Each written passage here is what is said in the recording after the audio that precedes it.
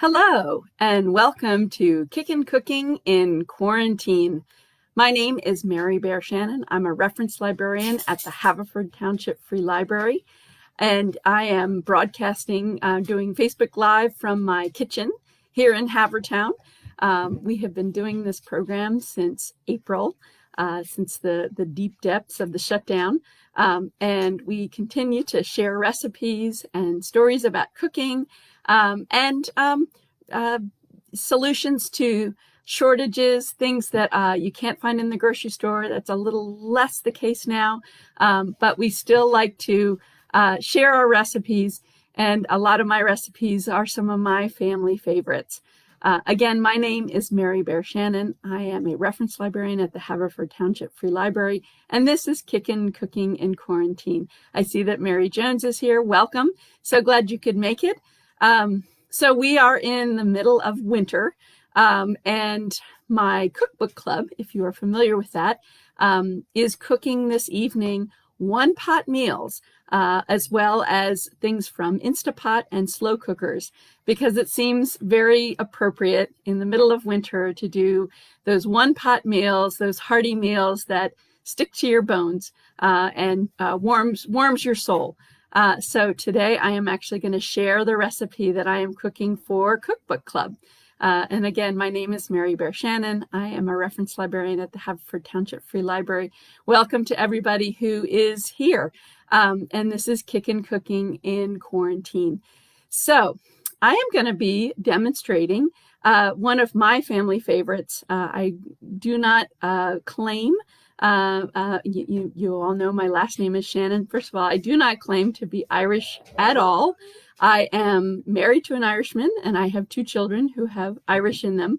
But I am fairly English and Scottish through and through. But I do love this recipe that has some claim from the Irish and from Ireland. Although the UK also has quite a bit of claim to this recipe as well, and that is shepherd's pie.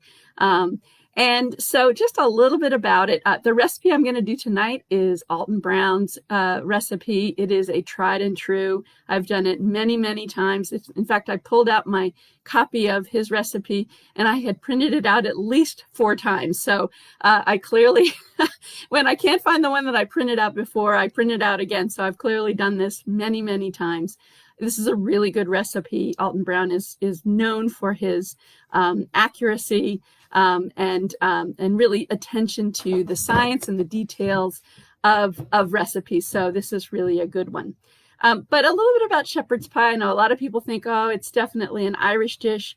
I did a little research this afternoon, and actually it is also from the United Kingdom, from Britain, and they have claims as well.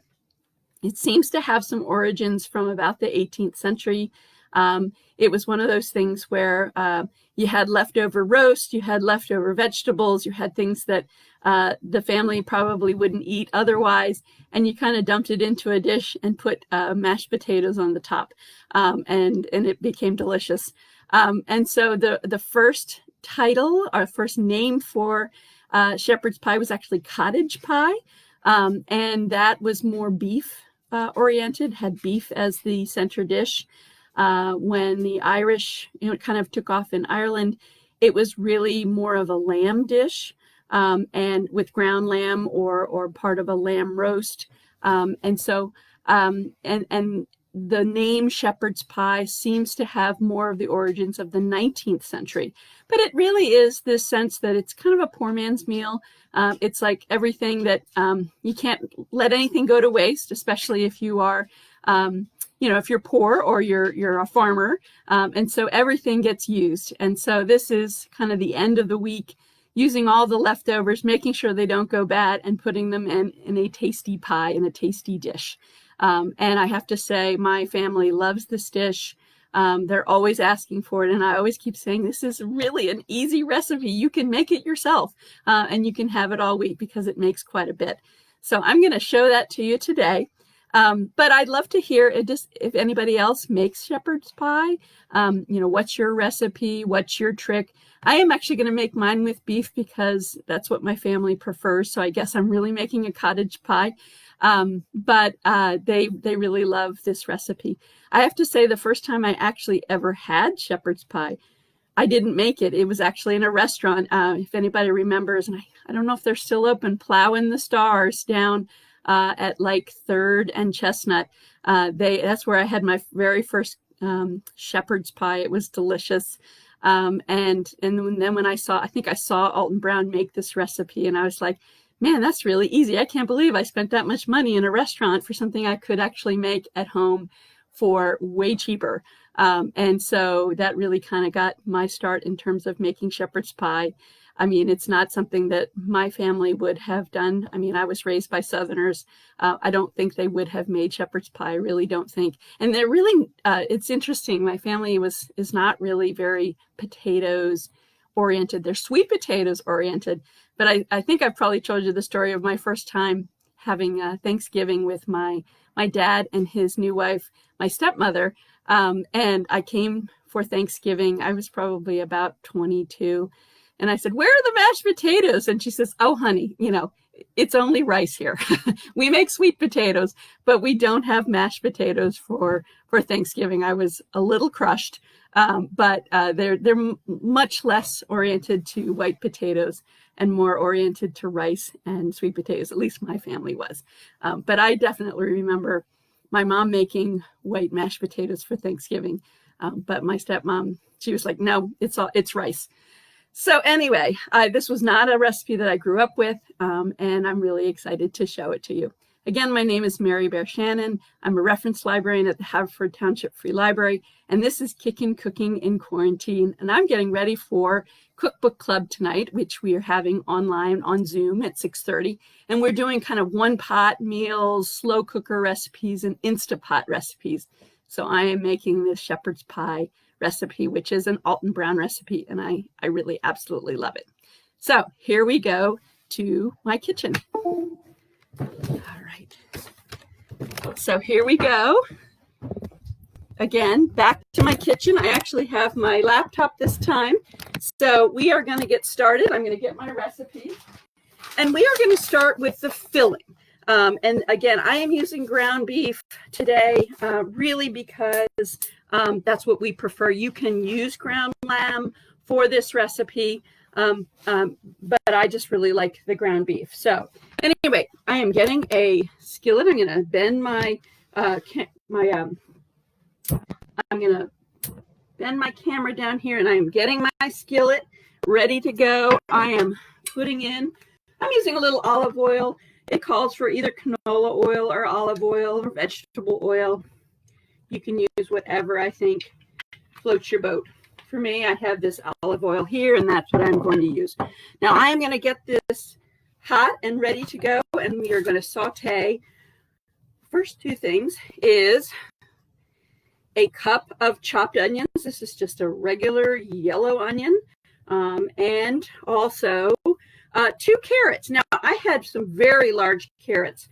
This is 2 carrots peeled and chopped fairly small, but they were really big carrots. You might actually use less carrots. My older son absolutely loved carrots, so there's never enough, there's never too many carrots in any dish for him. So I kind of went on the heavy side with carrots. So I'm going to stick this in, and it is going to start to cook up here, and we are going to saute this for a couple of minutes just to get it soft. And again, I just have this on kind of a medium heat, and we are going to get this cooking. And again, this is the sauce for the shepherd's pie. The other thing that you might want to be doing in the meantime, I've already done this ahead of time, is to make your potatoes. I already did that before we went live tonight, so I will show you kind of how we finish up those mashed potatoes for them to be the crust. So we are cooking these onions as well as carrots And we're just sauteing them until about 3 minutes, until they start to take on, they really start to get kind of soft, but they don't have to be completely soft because you're going to be cooking them in the oven. But you do want to do a little bit of sauteing here. So we're going to do that for about 3 minutes.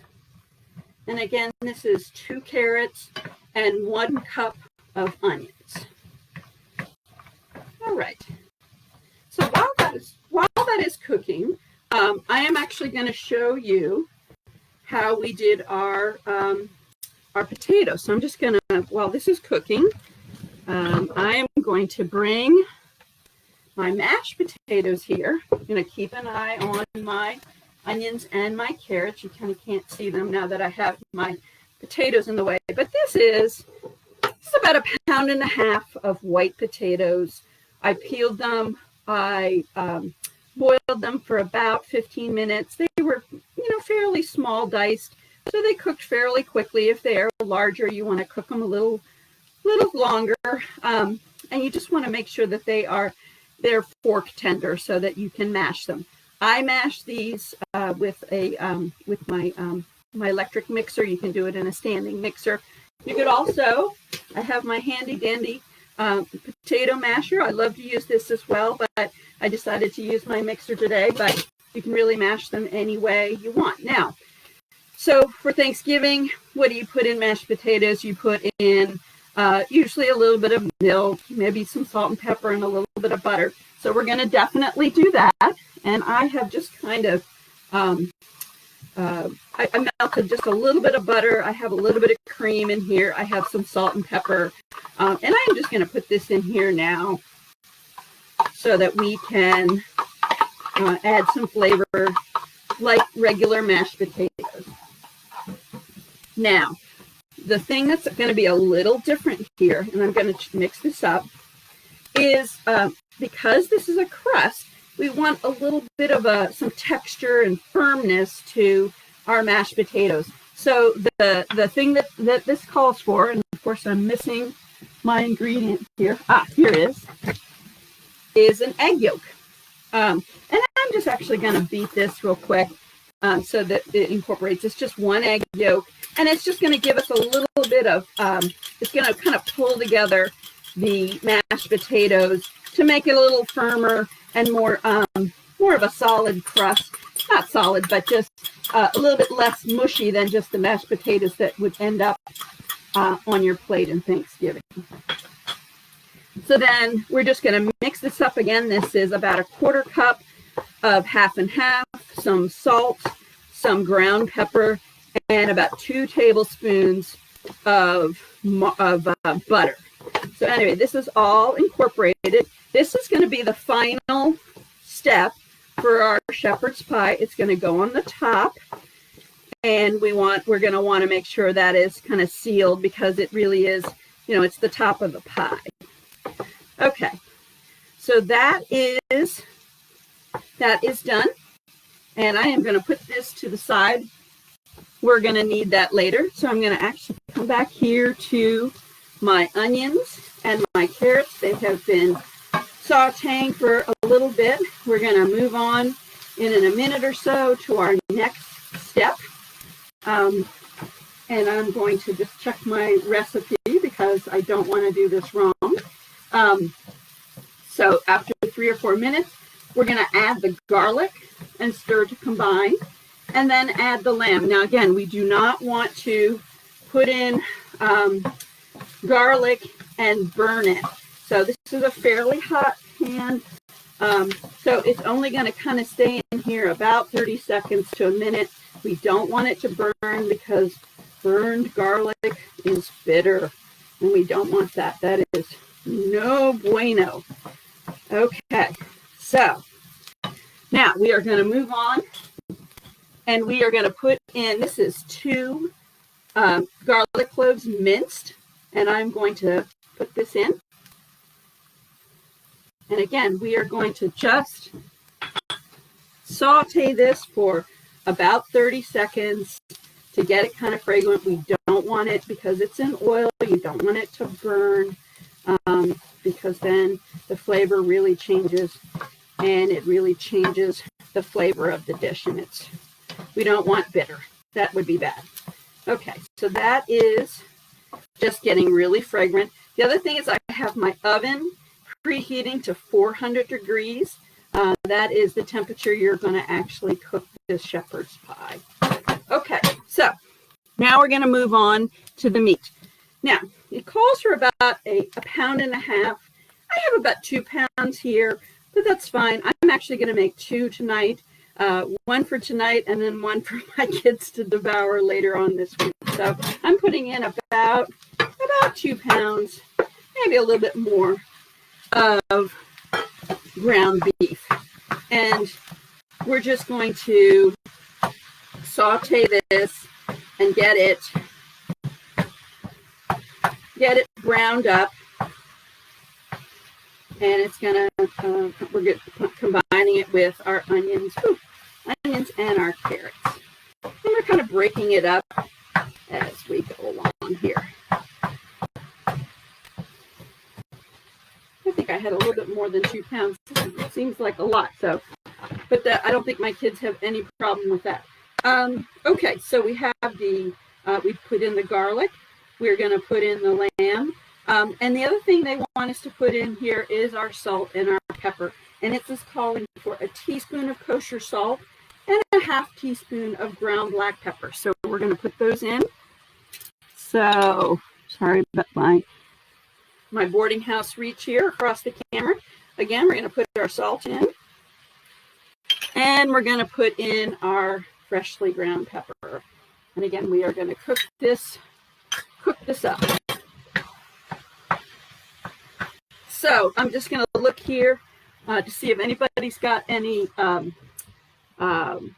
shepherd's pie recipes here. Does anybody make shepherd's pie? I'm just reading here. Liz Barone says my husband likes it, and I've never made it. And first time I saw it was at lunch. I'm not reading this very well, but that's because I'm having to bend down. Hopefully you can encourage me to try. Again, it's super easy, Liz. It's really not that hard at all. So again, we're just browning up this ground beef. Now again, you can make this with lamb. I think the reason is that just my kids like the ground beef. I grew up eating lamb. My mom would make a lamb roast on Sunday. It's just not my flavor. And my husband didn't grow up eating lamb, so he's not in love with it either. And my kids definitely like the ground beef. I also sometimes have a hard time finding ground lamb in the grocery store. It's just not one of those things that is regularly on the shelf at the regular, grocery store. And so I just think I've just gotten out of the habit of looking for the ground lamb, and I just make it with ground beef. Now, ground lamb is very flavorful. Lamb in general. It's interesting when I was looking at the history of this dish. It said that the Irish, more often than not, especially during the potato famine, would have used, or during that really hard time, would have used mutton because it was cheaper. And it was definitely, even the mutton was more flavorful than the lamb. And mutton, again, is the adult sheep. Lamb is the baby sheep. And, some people have a hard time eating lamb just because it's like, because it's, a baby. But it's definitely a preferred taste for some. It's just not something, I don't think I've actually ever had mutton. I'd love to hear if anybody else has ever had mutton. I wouldn't think it would be very easy to find in the grocery store. So I'm just going to turn this up a little bit and see if we can't get this browned up and move on to our next step. Again, we are making shepherd's pie. This is Kickin' Cooking in Quarantine. I am Mary Bear Shannon. I am a reference librarian at the Haverford Township Free Library. And we are cooking shepherd's pie. We're getting ready for cookbook club. So anyway, we are browning up this ground beef, and it does look like we have quite a bit of oil here. I'm going to see if I can't skim off some of this grease before we finish this dish. So I'm just going to kind of skim this off and see if I can't get some of this, because it really, you know, we don't want it too greasy. We don't want it to be too bad for us, and we also don't want so much animal fat. So I'm just kind of, as this is cooking, I'm just draining off some of this grease that's coming off of the ground beef. And you know, you could use a leaner ground beef. You could do like a 93% meat. I think this is probably 80-20. It is a little cheaper, but it definitely gives you more grease than a leaner ground beef. So we're just, you know, we're just taking the some of the fat off as it starts to cook, so we don't have it so greasy in the dish. I would suspect that mutton would be super greasy. It's a very fatty. Once they get to adult size, the sheep's meat, the mutton is, I think, very oily. So you probably run into the same thing if you were using mutton. I think that may be the other thing with lamb, is that it is a little less greasy. So that may be why people prefer the lamb to the mutton. So again, I'm getting most of this oil and grease off. Trying not to get my vegetables in here too much, but trying to skim off some of this fat. And then we're also just continuing to brown this so that we can move on with our other step. Again, I think I overestimated or underestimated how much of this beef there was, but again, I am making 2 of these, and so I think there'll be plenty for my second one. Okay. Now, once we get, we're almost there. There's still a little bit of pink here, so we're going to cook this just a little bit longer. But once we get this completely browned, we're actually going to put in some flour to kind of thicken this up, to thicken the filling and thicken the sauce. We don't want it to be a runny sauce, and we are going to add in some other liquid. So the next step is to take some flour. So get this out of my way. Okay, so again, we are making the shepherd's pie. Again, this is an Alton Brown recipe. It is one of our favorites. I really do like Alton Brown. He's very committed to the science of why food cooks the way it does.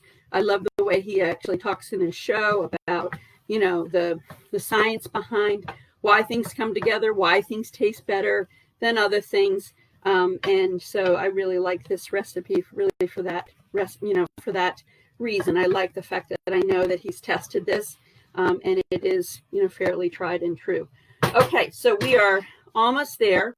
So our next step is to take about 2 tablespoons of just all-purpose flour, and we're just going to sprinkle this on,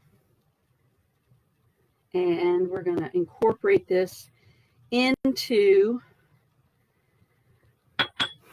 the meat. And again, this is just going to be a thickening agent for the sauce that's just about to come.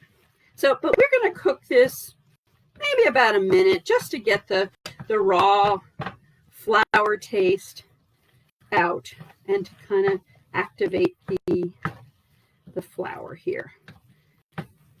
All right, so that's fairly well incorporated. And then we're going to move on.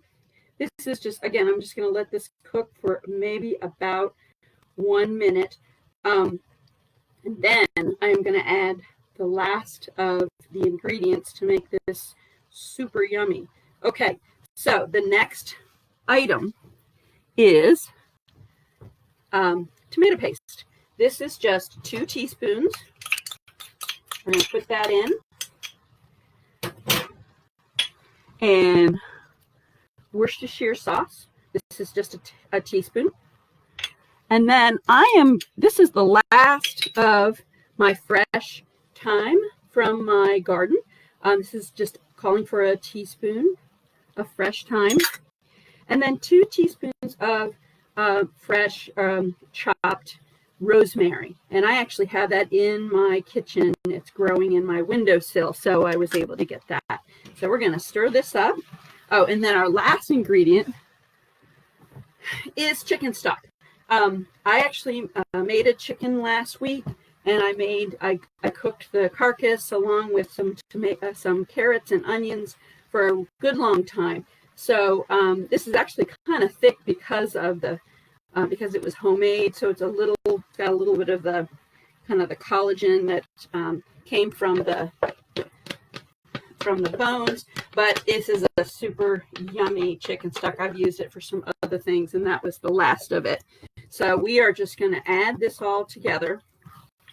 And so we have the tomato paste, we have the thyme, the rosemary, we had salt and sugar in here. We had Worcestershire sauce. We could do a whole episode on Worcestershire sauce and figure out what the heck's in it. It is very good. I think someone actually said there are sardines in Worcestershire, which makes it flavorful. I think I was reading something or watching something and said, we actually put a lot of sardines in things and people have no idea that they're in in ingredients. But they do make it flavorful. I know that at one time when I was growing up, everybody's like, oh, I like pizza, but not anchovies on pizzas. But quite frankly, they're pretty yummy and they're really good in Caesar salads too. So, Worcestershire sauce is one of those kind of mysteries in terms of what's in them. So we're just going to turn this up and we're going to get this kind of bubbling for a couple of minutes. And we're going to make sure this kind of thickens up. I just want to make sure I have everything. We put the tomato paste, the chicken broth, the Worcestershire sauce, rosemary, thyme, and we're stirring this to combine. So we're going to cook this for a couple of minutes, and then we are going to assemble everything for our shepherd's pie. And then they're going to go in the oven. Again, I preheated my oven to about 400 degrees. And now we're just kind of waiting for this to bubble and boil and to thicken up for our sauce. So as we're working on this, I'm going to look at some of my comments here. Yes, you can see my face again. I'm seeing Mary's here. Lorraine is here. Hello. Liz is here. I'm so glad to have you here. I'm just looking to see if anybody has ever made shepherd's pie. Mary says, I like to eat it at English or Irish bars because they add stout to the gravy, very rich. It's interesting. When I was doing some of my research, Mary, I did see that sometimes people put Guinness in their shepherd's pie, which I imagine makes it very rich and very yummy. So that's a wonderful addition. And yeah, Irish bars would be the place to go. And I'm actually, because this was a larger pot, I'm going to put more flour in this. We are doing this on the fly. But I am going to put a little bit more just to make sure this completely thickens, because I made this a little larger than I had planned. So we're just going to cook this in, make sure this, and I'm going to actually tilt this down. See, as you can see, I am putting a little bit more flour in here just because I had a little bit more meat than I had anticipated. And once this kind of thickens up, we're going to put in our last ingredient, which is some fresh some frozen veggies that I think really makes it and kind of helps me to understand that this was a leftover pie. Anything that you hadn't eaten that week that was either in the fridge or in the ice box, you would throw in the shepherd's pie. So I'm going to give this just a couple more minutes to thicken up. As you can see, it is starting to thicken. And then the last thing we're going to put in here, sorry to be off camera, it's just some frozen vegetables. This is just a mixed vegetable. It calls for corn and peas. I had some corn, but I did not actually have an actual bag of frozen peas. So I just pulled out what I had in the freezer, which was some mixed vegetables. It has a couple more carrots. It has some corn. It has some peas and some green beans. And in about a minute, I am going to stick this in, and then I am going to take this off the heat, and we are going to assemble our shepherd's pie. Okay, so we are getting here to the end. This is actually maybe a little too high. It is cooking away, and it is thickening up, and it looks really good. Okay, and then we're going to put this last ingredient in, which is about 2 cups. I guess I would say this is about 2 cups of frozen vegetables, and it doesn't matter that they're frozen. It's going to cook in the oven for a good long while at 400 degrees. It will be plenty cooked. So we're just incorporating in our vegetables along with the onions and the carrots that we used at the beginning. We sauteed at the beginning, and that is really the filling. That is the basis of the shepherd's pie. So now I am going to show you how we assemble this. So again, this is kind of the live action shot of Kickin' Cooking. So I've got my filling here. I have my two baking dishes because I've got quite a bit of filling. So, and I'm going to use kind of a scoop here, and we're just going to fill these and then top it with our mashed potatoes. This, again, super simple recipe. It doesn't take long at all. There's really not a whole lot of prep either. So that's one. Let me see if I can get quite a bit in this, and then we'll go back to that first one. And then again, these are going to go in the oven. I will post Alton Brown's recipe. Again, I kind of mixed it up a little bit just because I didn't use the lamb and I didn't have the straight corn and peas, but I will let you kind of, I think this is one of those things that's a recipe that's fairly forgiving.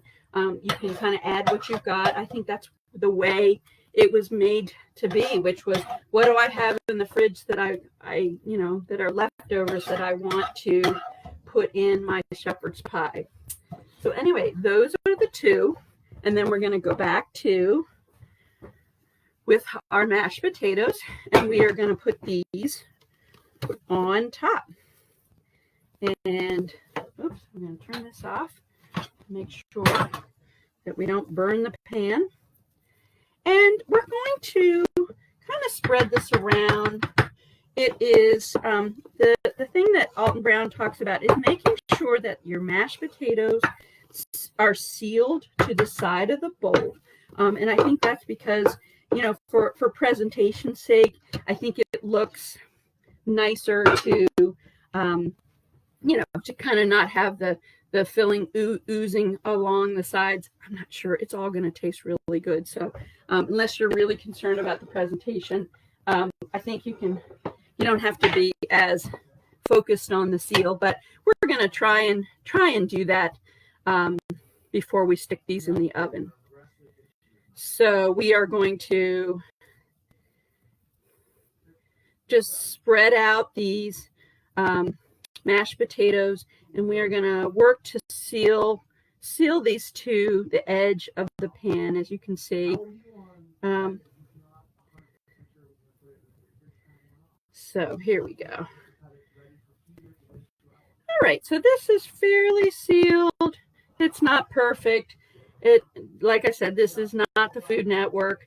It's the Shannon kitchen that is hopefully forgiving, with a forgiving family that does not grade me other than it tastes good, Mom.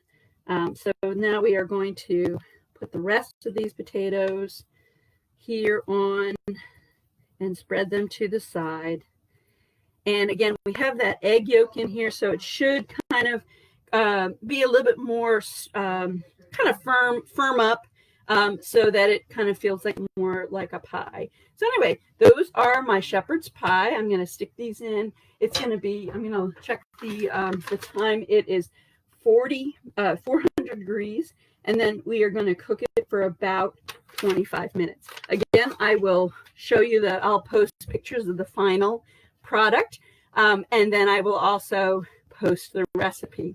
So that is another episode of Kickin' Cooking in Quarantine. Again, my name is Mary Bear Shannon. I am a reference librarian at the Haverford Township Free Library, and thank you for joining me today to allow me to show you a shepherd's pie. Have a great day. Thanks for joining us.